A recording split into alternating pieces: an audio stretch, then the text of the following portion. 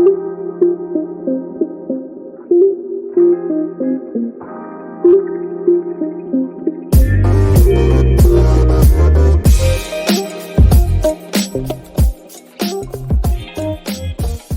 good morning, good afternoon, good evening, depending on where you are in the world.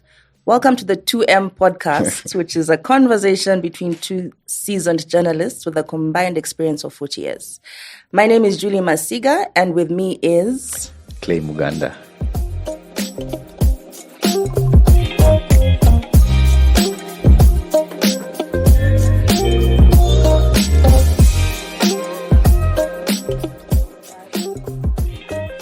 Oh, and this week we are talking about a topic which is very close to our hearts, or to everybody's heart. We are going to talk about the media, or the media madness, and the Kenyans' culture of blame game.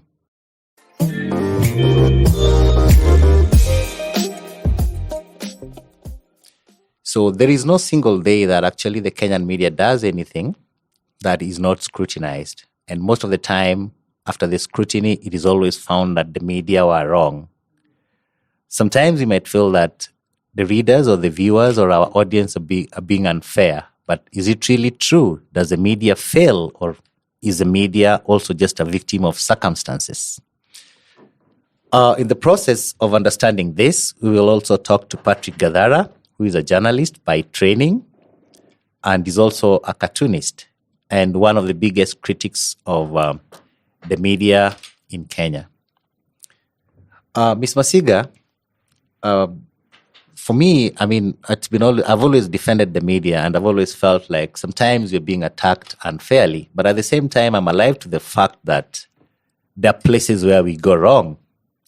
And I know where we go wrong, and I believe most journalists know that, and even media managers do know that.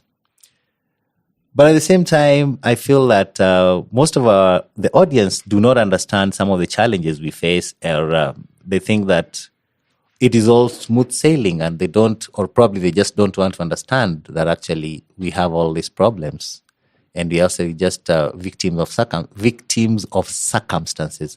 What's your thought?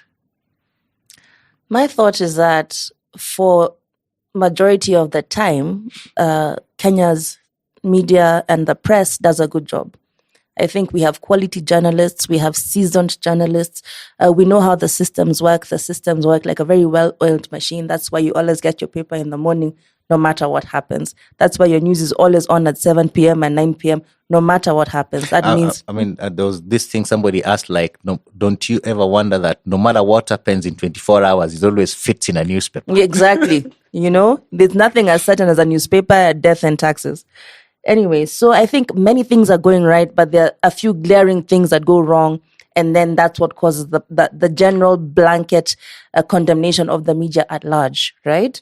So I think we do have issues with quality. People often pick out typos and such grammatical errors and even contextual and substantive errors in the papers. We have those issues, but media around the world deal with such issues, and we could get better at that, but I would still not say that we're a hopeless case altogether. We're actually above average. We also have a situation where we tend to have the same news sources coming on different programs saying the same things.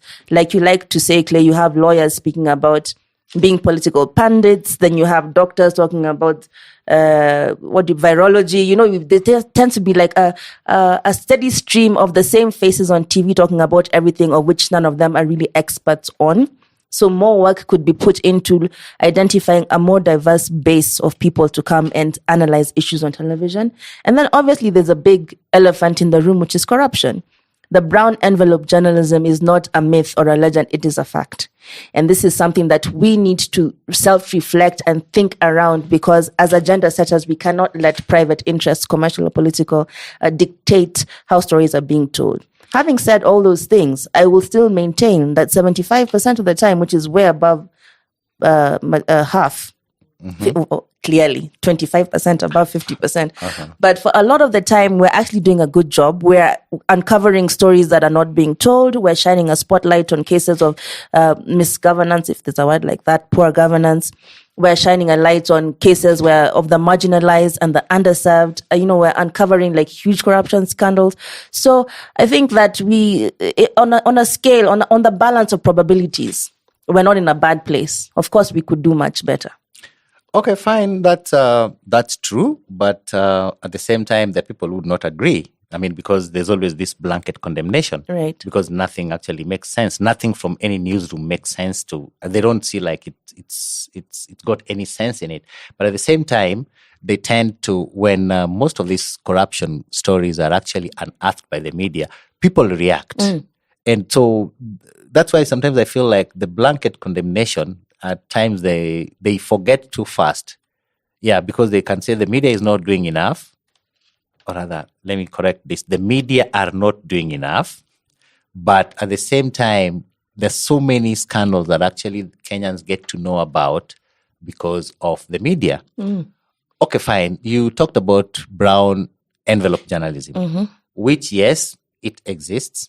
But you see, this is probably, I think, a societal problem because people have given very many reasons why they probably think that journalists accept bribes or because they're not well paid and all that. But I think corruption, it's not about somebody being poor. There are people actually who are still corrupt in this country, but they're filthy rich, Clay, I kind of half agree with you, but you cannot throw everything back to it's a societal problem. I'm not doing that. I'm actually admitting, and I'm not. What I'm saying is, yes, there are bad apples. Okay? There are bad apples. So you cannot actually say, you've actually said 75% of what happens in the newsroom, what the media do, is good.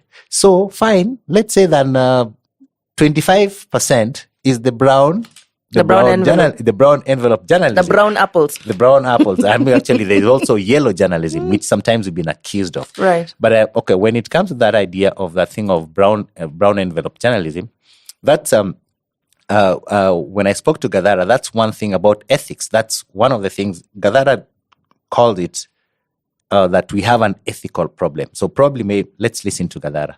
Yes, I think it is an ethical problem. Yeah. And by that I mean that not just in the sense that they report what shouldn't be reported, I don't think it in that narrow sense, but in the sense of understanding what your obligations are to your common man, to your fellow man, to your audience, to the nation. And I think that a lot of time that is out of kilter. So they are focused on delivery for their owners, for their managers, but not so much, I think, for their audience. And not just asking what will titilate, but what does the audience actually need? What is it that Kenyans fought for when they were fighting for freedom of press? What is it that they thought the press would give them? What did they want the press to give them? And I think our media doesn't really engage seriously with that question and then to understand the obligation that it actually has.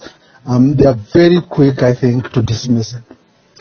Okay, so here's a case where we're not very much in touch. You can say that the Kenyan media, or you're saying that the Kenyan media is not very much in touch with the needs of the audience or their readers or their viewers, or just generally the Kenyan people. No, I'm saying they're not in touch with their obligation. Yeah, but the obligation to that audience.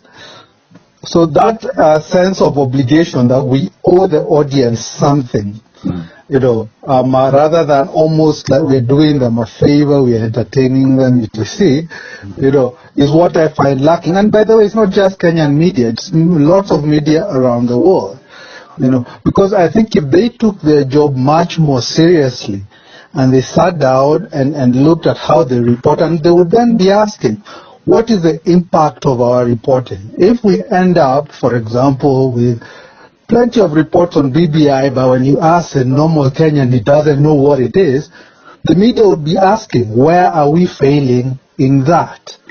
What are we meant to be doing? What is the purpose of what we are doing?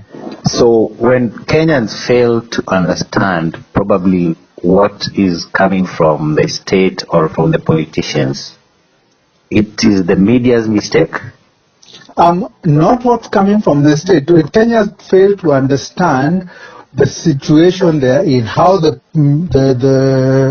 state is behaving, what the state is demanding of them, whether that is something that they should engage with, to contextualize themselves within this. This is what having information means. If we, as we say, a democracy is meant to be about a citizenry, an informed citizenry that can make decisions. Yet we don't seem to have that citizenry. And we've got to ask, how are they supposed to get informed? Isn't this why they fight to have a media? Isn't this why they insist on the Constitution that this is the only industry they are going to protect? So when that industry is not then delivering this, surely for people who are ethical, they would sit down and ask, where are we failing? Why are we unable to do this? And then start changing the way they are doing things. As it is today, I think our media is so narrowly focused on their profitability and keeping their jobs in essence, that they forget the whole purpose of why that industry exists and is actually protected by the collective power of Kenyans and citizens around the world.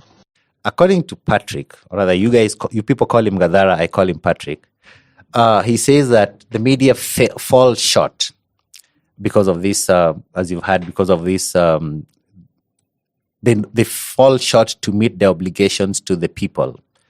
But at the same time, you have to understand the environment in which we work. Not everything is smooth. Not everything is smooth sailing. Not everything goes according to our way, the way we want it. And actually, there's also, by environment that we work in, I mean things like there's some legislations, actually there's some laws that are made that actually are detrimental to the growth of media. And those are some of the things that we never want to talk about.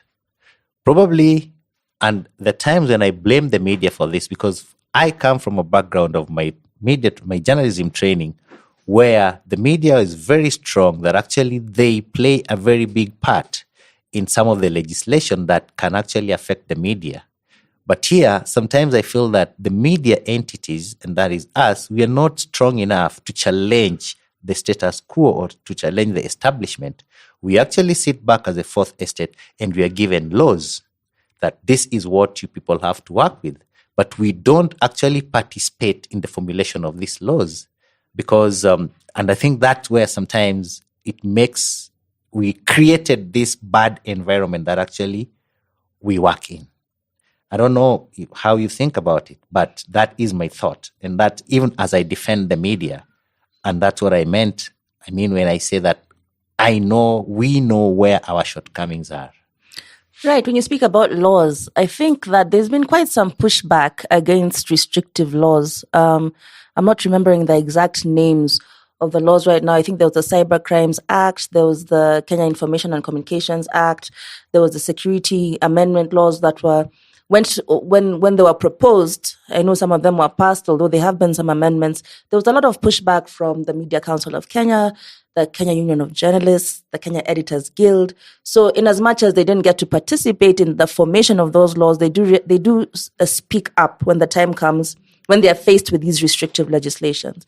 At the same time, I don't think that we have quite the freedoms that we enjoy as journalists are as so good today, much better than they were in previous years. I know there's still room to grow, and there are some things that people must understand that media just cannot say because of the political environment.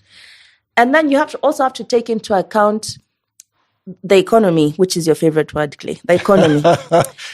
You're accusing me. No. I'm just picking up from where you left off. Mm-hmm. And for example, by September 2020, after 1 year of COVID, at least 600 journalists had been laid off. At least 600. Most of us had our pays slashed because the excuse was everybody is suffering from COVID-19. We were also exposed to the virus because we're on the front lines working. And then even before all this happened, it was not that journalists were being paid $1 million, right? The pay was not that good. Yeah. And then compounding those issues, you also think about this word always gets me wrong. Digitization. That one, where when slowly and steadily moving from traditional media into the new media space, and we have to scramble to reorganize and converge so that we don't lose relevance. For example, printed newspapers or people watching news on TV. We're moving into people watching news on Twitter, on their phone, reading the newspaper on their computer. So these are challenges that the profession faces and doesn't normally talk about or complain about, at the same time being held to the same standards that you were being held to when things were relatively better than they are today. Okay, fine. You mentioned previous years and you're saying that we now enjoy more freedoms than they used to enjoy previously. Yeah. That's true. But at the same time, you always hear people say like, oh, journalists of yesteryears were better than today's journalists. So I feel I fail to understand like, okay, fine. They never enjoyed as much freedom then, but they were doing this wonderful job. I think they're doing it in terms of the craft. The craft of journalism, I think, has been watered down from generation to generation. I'll give you an example of our parents. Okay, you say you're old, Clay, so I don't know when your parents... But my dad is 81, and when anybody who's above the age of 75 speaks about the early years of independence, they will tell you how systems worked wonderfully. They were living in a country they were happy to live in, and there was so much attention to the integrity of your craft, the quality of your work ethos. People were just wanting and had been trained to do a stellar job all the time. I would say over the years in our profession as journalists, that integrity of the craft has been watered down to the extent that you would feel that even though they were working in a oppressed environment previously, they were more focused on the beauty and the art. Exactly. I mean, to an extent, that's true. But you see, also the problem is we should be mentoring the old us. Should be mentoring these young people, and they should be ready. I mean, but you can only be mentored if you're mentorable, you know. Okay, able to blame somebody. If you're mentorable, if you're mentorable, then you can be mentored. I managed to listen to the inaugural memorial lecture of Philip Ochieng, and one of the things that Philip was credited for was this being a stickler. Is it a stickler to detail or for detail? Stickler for detail. For detail, you know? And being this something that right now, if you're to tell a young journalist or somebody coming into the newsroom, they would probably feel like you're being petty, you know? So yes, things have changed, you know? So while we want to blame the people in the newsroom or the journalists in the newsroom and probably say like the older generation, and I'm not that old. I am old, yes, but I'm just one generation older than these people, our current crop of readers, is that the whole problem of why are people not willing to learn? Why do they think that when you try to tell them something like that is an old way of doing things? What is this new way? So basically, the craft has been watered down. And it's not just this one alone, because the example you've given of your dad, everything used to work across board, you know, in hospitals, which public hospitals or private hospitals, in the media houses, whether they were private or public, you know, so things used to work generally. So is it that our morals are the ones that have been eroded and it's fallen back to the media space also? The media is also just in this big morass, you know? I think the media is definitely a reflection of the society it operates in. So we can't turn away from the fact that what you're seeing, what you're reading, what you're hearing is a reflection of you. What's happening in your spaces, which is not to absolve the press of guilt. Absolve them of guilt because they have a higher duty of care than the man or woman on the streets, because they have raised themselves up as this fourth estate and this provider of verified information, education, entertainment, etc. So obviously you can come right back down to that. But when you talk about people who are not mentorable, I think about myself with a 7-year-old child. What we've done is we've taken away the responsibility to live independently away from this generation. You know, we do a lot of stuff for them. We spoon feed them. For example, Clay, you're very aware, like both of us have worked in a newsroom. You will get copy. Copy is a story which you can barely comprehend yourself. Yes, and that's why I say I kill stories, not dreams. Okay, you fine. kill our stories. I nurture dreams, and I don't like to kill stories anyway. So what you'd normally typically do, because the paper has to go to press, is that you will take that mass of unintelligible words and turn it into a story for the paper that people will even shanga at how well that story has been written, despite the fact that the copy you got was just terrible. So that's enabling. Ideally, like you say, because you kill stories or you try and make them better, you should send them back and mentor them into better storytelling. Yeah, that's what I mean by I kill stories, not dreams. Yeah. So yes, I will tell you that this story is not publishable, so that story will die. But at the same time, I will tell you this is what you need to do to make a story publishable. Right. I don't tell you like never write. Right. But you see, there's also that tough love, which listening to what everybody has been saying after Philip Ochieng died, I think it's that kind of tough love that is missing in our newsroom now. But you mentioned also that the public have a role, and that's something that actually Gadara also says. You said that not the public have a role per se, but that the media is a reflection of the society. Of the society, yeah. So for it to grow also, it actually needs a lot of help from the society also. If the society thrives, the media will thrive. And this is what also Gadara has a word on. Let's listen in. Yeah. Can we probably say that some of the progress that the media can make in Kenya is impeded by the economy or the economic situation? I think it is beyond that. I think there is a sense in which the economy does impede the ability to do as much as they probably would otherwise. So if you take the example of the ability to pay for in-depth reporting, there is an economic cost to it. And I think even the public has to acknowledge that, and we've got to be able to find ways where the public is asked, to fund the investigative reporting and that sort of thing, so that they actually get the information they want. Sure, of course, I completely accept that there are economic considerations here. And the way we have actually set it up perhaps is itself a bit problematic when we have, in essence, we have privatized what is a public service, and it doesn't seem that it works at least perfectly. In that sense, there might be tweaks that we need to have to the system to ensure that people can, the media can do the job that we are giving it. The other thing is to also, if we were to consider who the media is talking to, if you look at our newspapers, if on a good day they don't sell, to more than 250,000 people. This is in a country where you've got 50 million people.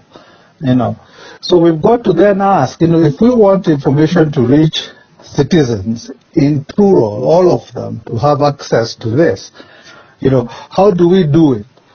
And still maintain not sort of an apartheid or a caste system where only the rich or people who can afford it get the news.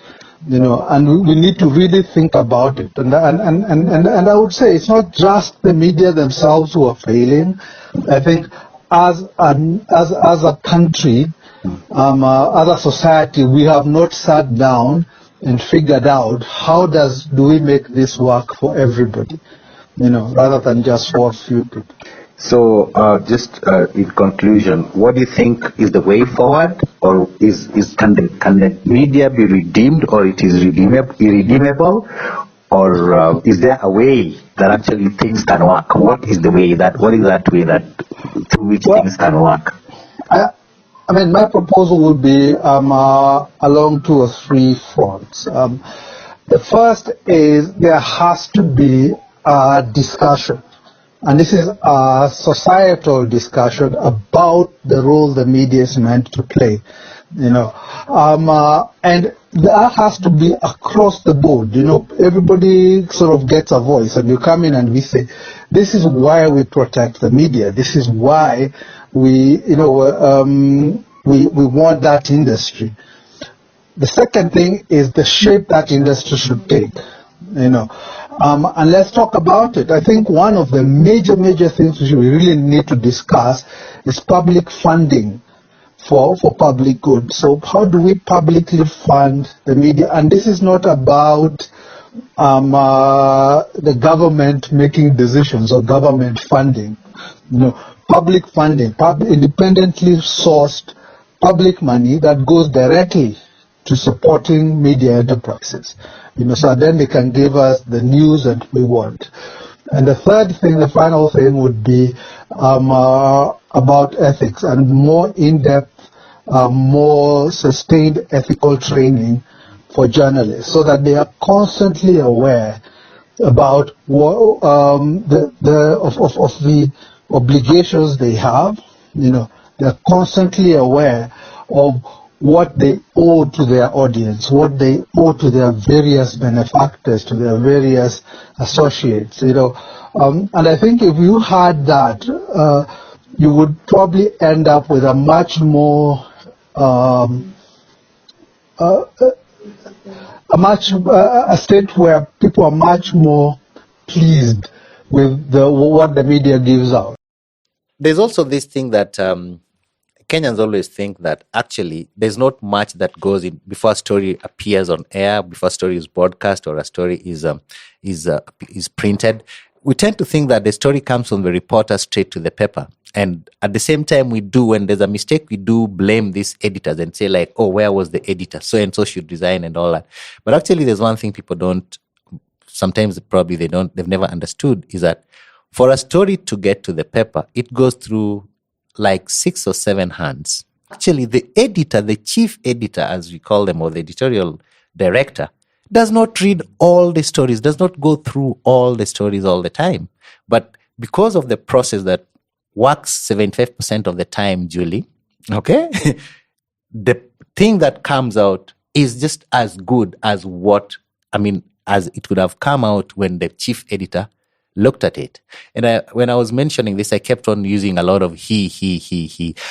There are also she's in the newsroom and in the media also, though, yes, the representation might not be as much as it should be, or it's not 50-50 or 75-25 compared to the men, but there's definitely she, and that's why even in 2M podcast, we have Miss Masiga. So it's 50-50.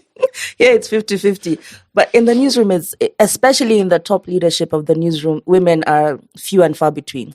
There's so few women at managing editor level. I don't think there's any woman at CEO level in terms of managing the entire media house, is there?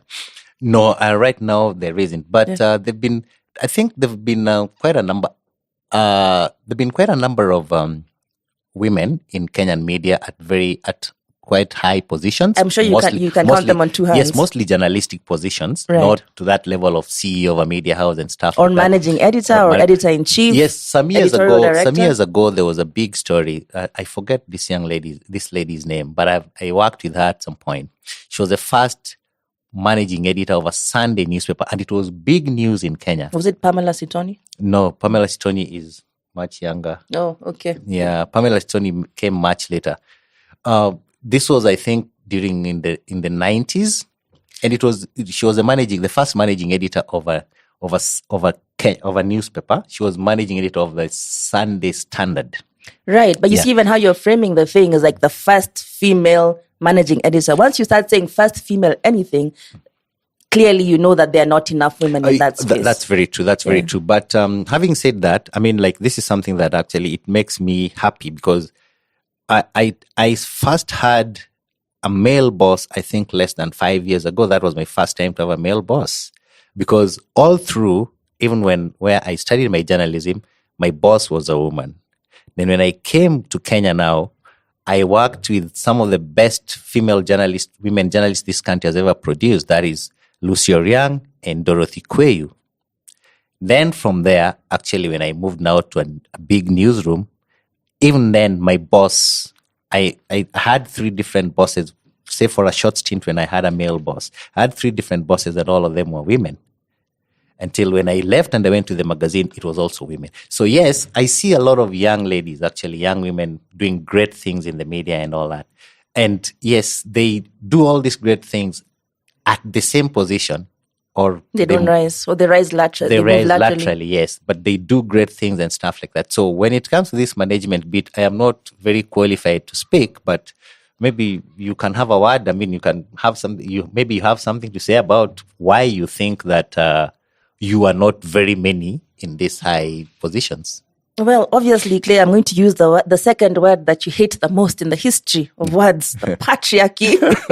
We're living in a country where the scales are tilted towards male leadership, right? And that's reflective in the newsroom as well. And obviously, the newsroom is it's not an easy environment. It's very fast paced. You work late hours. There's a time I used to work a shift from 12 p.m. in the afternoon to about 10 p.m. or 11:30 at night. So that kind of situation might not be the easiest for mothers, whether they're married or single. So it's a hard environment, which doesn't mean that women can't crack it. We can. But of course, we've come into a space which is male dominated. So that means that just a cursory glance at the leadership of, let's just take Standard and Nation, in the top echelons of leadership, women are not that well in fact, they're very poorly represented. And then there's also how women are treated, how women are reported about, For example, the other day, what was it? What was happening? I know it was the BBI vote or whatever.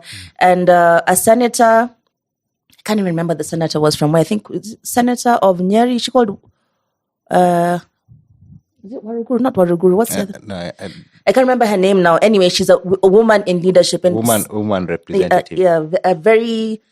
She's in senior. Catherine. Was it Catherine?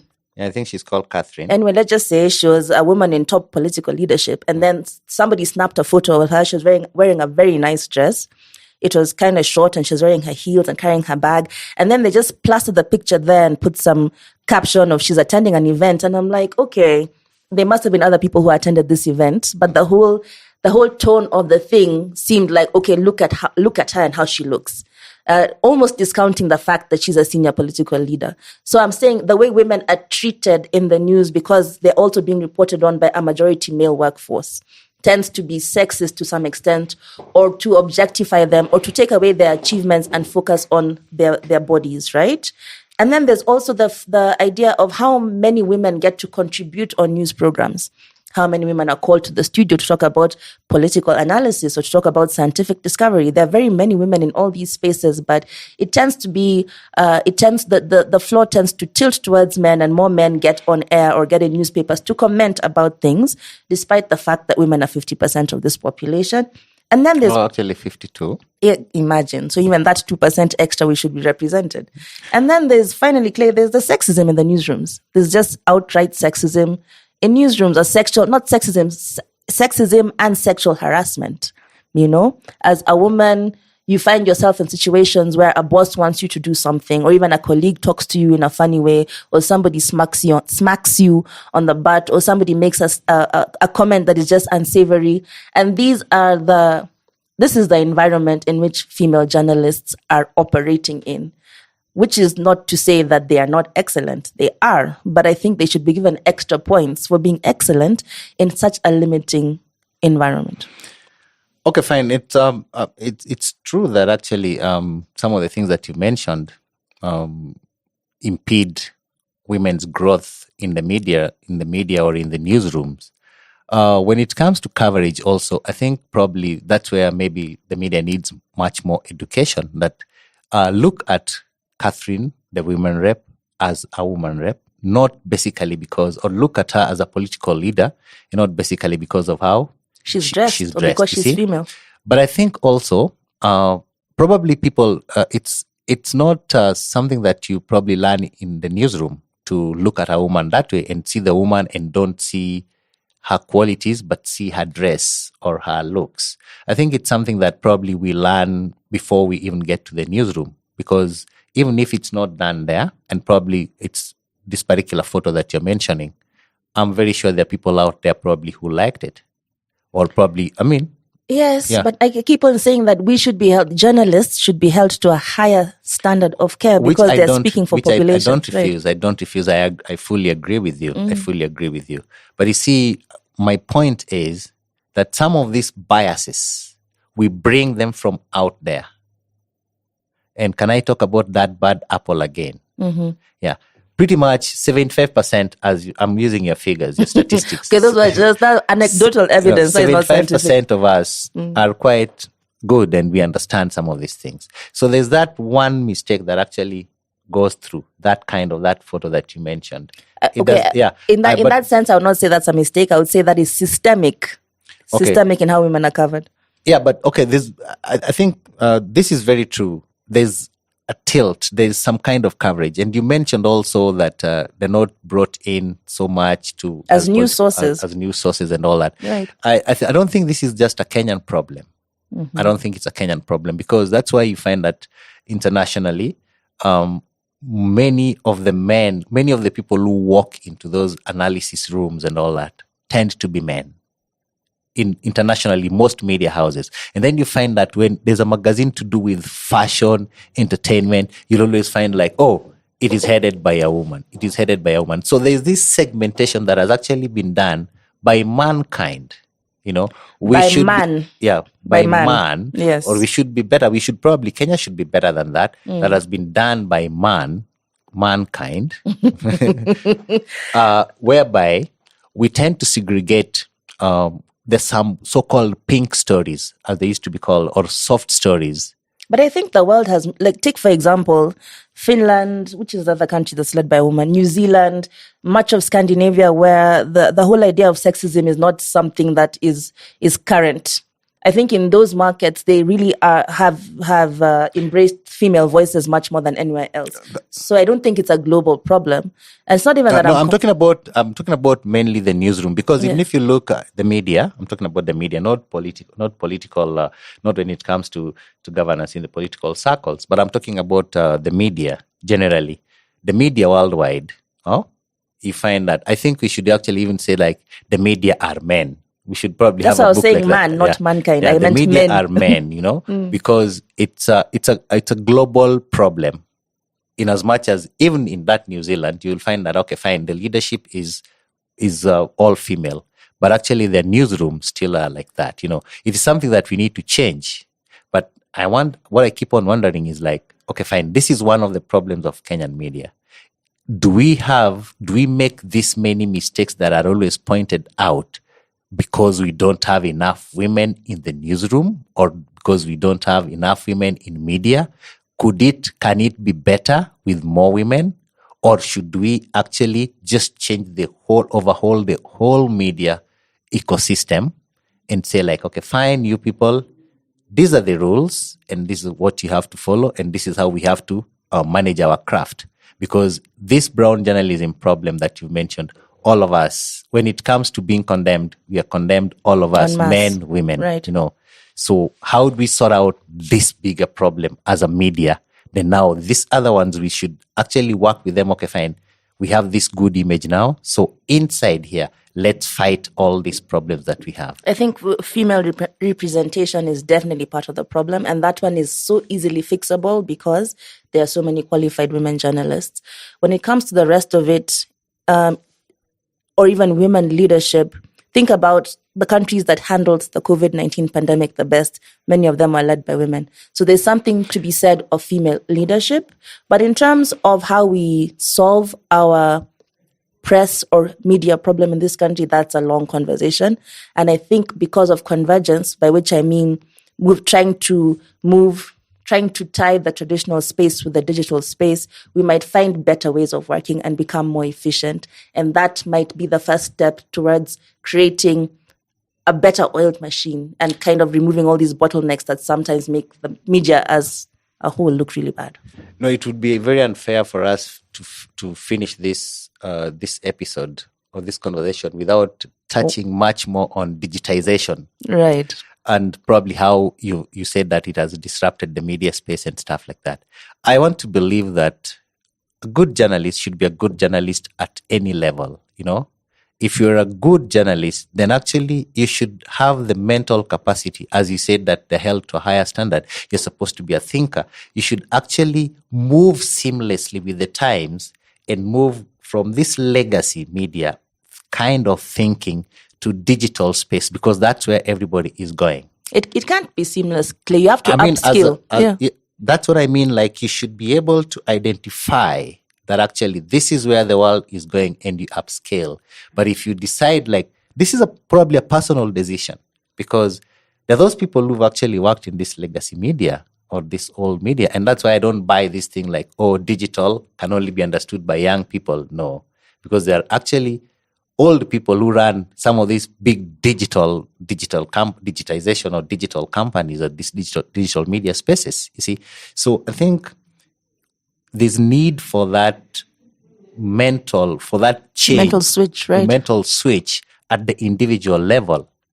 Yes, but then remember, you're working within these monolith media houses who also move very slowly when it comes to change. But this monolith, it's made by people. Yes, but the structure of the media house perhaps has not given people much gap until now to transition because of COVID-19. We just shifted like that from physical to online in terms of how we communicated, right? So that's when the media houses realized they had to put things in place to enable that transition. Possibly, probably, in fact, it's actually true to say that many of the journalists were already content creating outside of the structure. So they had already moved, but the media houses themselves need to create an environment where that transition and that upskilling is enabled. It can't just be spontaneous. Yeah, but also actually, yes, that one has to happen. But I think we cannot blame the Kenyan media only for being slow. I mean, probably they're slow for getting stuck. Probably they're changing slowly things because there's so many things that have even in this digital space, there's so many things that have changed faster in other countries and they've not done that here. So that brings us to the same thing, like we don't operate in a vacuum that we are in this insular place as a media. We operate in a society. So whatever affects people out there, the flow of information or the flow of resources, the way it affects other people out there, it also affects the media. Yes, the media has its shortcomings, but 75% of the time, can I increase it to 80? We're doing just fine. So be easy on the media because at the end of the day, we need one another. You cannot be saying like, I don't consume Kenyan media, but at the same time say like, oh, they did not publish this thing. How did you know if you don't consume it? I cannot spend my money on Kenyan media because I get better service from New York Times and all that. And then at the same time say, oh, the Kenyan media is not doing this, but at the same, you don't want to spend your money on it, but you want it to do some other things that you see other media houses where people spend their money on do. So I think, yes, media has shortcomings. Media is moving forward, but the media houses is not filled with idiots. And I think you agree with me, Julie? I agree with you 100% of this time that when it's not filled with idiots, there are very many stellar professionals who are doing their job right. And we just need to make sure that we carry along the stragglers, as we were told by a guest last week. Is that a good place to end? I think so. Of course, it's an ongoing conversation, as are all of our conversations. But I think we've managed to have a good one this time. Okay, fine. My name is Clay Muganda. Julie Masiga. Until next time. Oh, you guys have a good week ahead.